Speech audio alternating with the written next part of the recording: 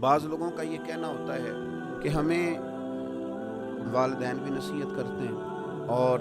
School college میں ادارے میں جاتے ہیں تو وہاں اساتذہ بھی ہمیں نصیحت کرتے ہیں، بالخصوص طلباء بعض اوقات اس بات کی بڑی شکایت کرتے ہیں کہ دیکھو جی، بڑا بھائی بھی ہمیں بٹھا کے دیر تک لیکچر دیتا ہے،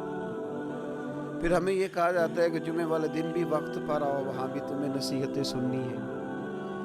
نوجوانوں کی طرف سے بعض اوقات یہ بات سننے کو ملتی ہے کہ آخر ہم کتنی کو نصیحت سنیں،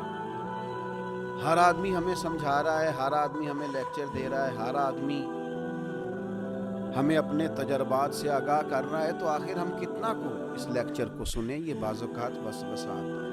تو پہلی بات تو میں یہ عرض کروں گا اپنے ان نوجوان دوستوں سے اور اسٹوڈنٹ سے اور جن کو نصیحت کی جا رہی ہے کہ میں بڑے انشراح صدر سے آپ کو عرض کرتا ہوں کہ آپ خوش نصیب ہیں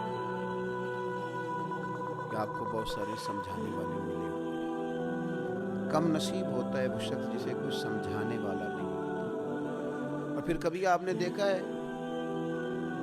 زمین کو، اس میں ہل چلایا جاتا ہے،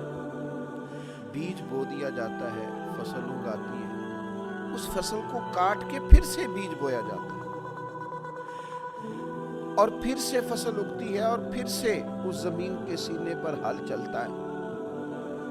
وہ کتنی ہی فصلیں دیتی ہے، وہ کتنے ہی درخت اگاتی ہے، وہ کتنا ہی انسانوں کا، جانوروں کا فائدہ کرتی ہے، کتنے ہی لوگوں کو غذا اور خوراک مہیا کرتی ہے، لیکن کبھی یہ نہیں کہتی کہ آخر میں کتنا کو ہل چلاؤں گی، میرے اندر کتنا کو بیج بویا جائے۔ لیکن وہ زمین ہے، اس کے سینے کو اللہ نے اتنی وسعت دی ہے کہ ہر آنے والا بیج اپنے سینے میں قبول کرتی ہے، اور ہر موسم کا نیا پھل اور نئی فصل اور نئی سبزی قوم کو فراہم کرتی ہے۔ تو سینہ بڑا رکھے۔ آپ مختلف قسم کے بیج جب اپنے سینے میں بوئیں گے اور مختلف قسم کے نیک، اچھے اور سمجھدار لوگوں کی رائے اور نصیحت آپ حاصل کریں گے، تو آپ اپنے باطن میں مختلف قسم کے پھول کھلتے ہوئے محسوس کریں گے، آپ کی طبیعت کے اندر مختلف قسم کی خوبصورتیاں پیدا ہوں۔ نبی اکرم صلی اللہ تعالی علیہ وسلم نے فرمایا، مشکات شریف میں حدیث موجود ہے، حضور فرماتے ہیں مومن کبھی خیر سننے سے سیر نہیں ہوتا،